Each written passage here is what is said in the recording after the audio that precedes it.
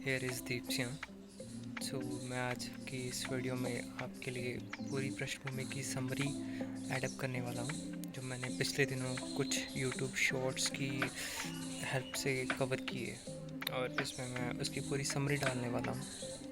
तो पृष्ठभूमि में दिया था कि ऐसा आपको पता है कि मेरी जर्नी चल रही है भगवत गीता के साथ पेजेस वाइज। तो मैंने स्टार्टिंग की है, अभी कुछ ही दिन हुए हैं उसे, तो अभी मैं स्टार्टिंग पे हूँ। सबसे पहले मैंने पृष्ठभूमि का जो पार्ट है, जो भूमिका से भी पहले आता है, उसे कहते हैं पृष्ठभूमि। उसमें यह है कि भगवत जो महाभारत थी, हुई क्यों थी, कौन कौन थे, क्या वजह थी, क्या सिचुएशन थी जो इतनी बड़ी वॉर हुई। तो चलिए स्टार्ट करते हैं।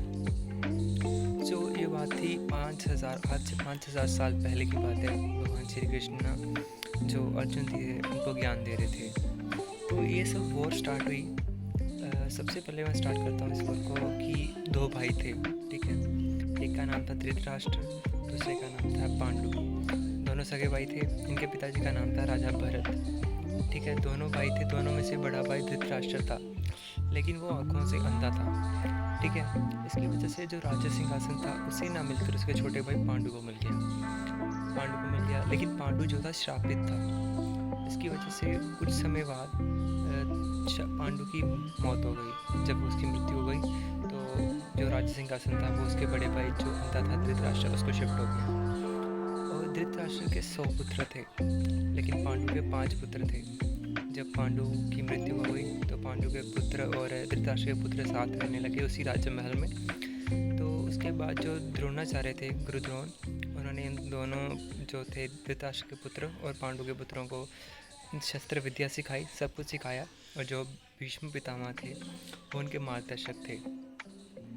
उसके बाद उनको सिखाया। तो उसके बाद जब एक दिन ऐसा हुआ कि जो ना वैसे द्रोणाचार्य नहीं, जो उसका धृतराष्ट्र का पुत्र था, उसका सबसे बड़ा पुत्र था दुर्योधन। वो ना पांडवों से जलसी करता था। वो चाहता था कि इनके हाथ कुछ ना आए, मैं ही सारी राजगद्दी संभालूं और हमेशा के लिए। तो जलसी करता था। उन्होंने ना, उसके पिता ने और उसने मिलकर काफ़ी बार ना पांडवों को मारने की कोशिश भी की, लेकिन वो बच गए, ठीक है। उसके बाद एक दिन हुआ क्या, क्षत्रिय धर्म में ऐसा होता है, अगर आपको कोई ना चौसर चेस के लिए ललकारता है और या युद्ध के लिए ललकारता है तो आपको उसके साथ खेलना और लड़ना ही पड़ता है, आप मना नहीं कर सकते, ठीक है। तो एक दिन दुर्योधन ने ना पांडवों का ना ललकार दिया चौसर के लिए, तो वो आ गए, ठीक है। उनको खेलना पड़ा, दाव लगा रहे थे, एक हिसाब से गैम्बलिंग नहीं कह सकते हम उसे, बट है ना, दाव लगा रहे थे। और आखिर में जब वो सब हार गए ना, तब ना दुर्योधन ने कहा कि द्रौपदी को लगवा दो, और जीत गए तो तुम्हारा सारा ये राज सिंहासन तुम्हारा, द्रौपदी भी तुम्हारा। तो बातों बातों में पांडवों ने लगा दी। तो वो दुर्योधन ना चीटिंग कर रहा था, इसे चीटिंग से ना द्रौपदी को जीत लिया। जब जीत लिया तो द्रौपदी पे पांडवों का कोई अधिकार नहीं रहा। तो उससे ना राज्यसभा में जहाँ पे राजकुमार राजाएँ थे, सबके सामने ना द्रौपदी को ना व्यवस्था करने की कोशिश की, लेकिन जो द्रौपदी थी वो श्री कृष्ण जी की अच्छी भक्त, इसलिए वो बच गई, भगवान ने बचा लिया। बट जैसा कि पांडव हार चुके थे खेल में, जिसकी वजह से उनको 13 साल का वनवास काटना ही पड़ेगा, तो वो वनवास के लिए चले गए। जब आफ्टर दैट जब वो वनवास काट के आए तो उन्होंने ना आके ना दुर्योधन से अपना ना राजपाट मांगा कि जो हमारा हिस्सा है हमें दे दो।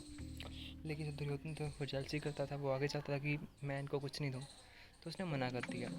थक हार के सारे प्रयास करके लास्ट में पांडवों ने कहा कि चलो राजपाट छोड़ो, हमें 5 गाँव दे दो। 5 गाँव जब बोले तो तब भी दुर्योधन ने मना कर दिया कि मैं कुछ नहीं दूंगा तुम्हें, कुछ नहीं। तब क्या था, तब उनको हुआ कि युद्ध करना ही पड़ेगा इनके साथ, नहीं तो ऐसा नहीं होगा। एट दैट टाइम वो ना पांडव ना अपने चाचा विदुर और श्री कृष्ण जी के साथ रहते थे। श्री कृष्ण जी अर्जुन जी के, पांडवों के मामा के पुत्र थे, उनके साथ रहते थे। एट दैट टाइम जो श्री कृष्ण जी ना फिर ना एक ना संदेश जो शांति पत्र होता है वो लेकर ना दुर्योधन के पास गए। तो दुर्योधन ने साफ इनकार कर दिया कि नहीं, शांति वांति नहीं, हमें तो युद्ध करना है, ठीक है।